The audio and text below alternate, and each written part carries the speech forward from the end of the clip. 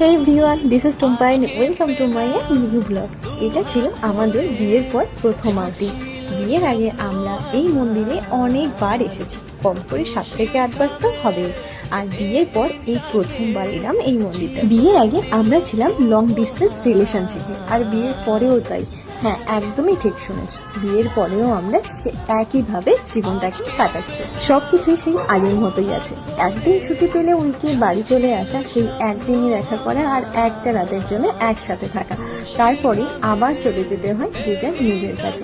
ও বাড়িতেই থাকে বাবা মায়ের সাথে, আর আমাকে কাজের জন্য বাইরে থাকতে হয়। ও বাড়িতে ব্যবসা সামলায় আর আমি আমার চাষ।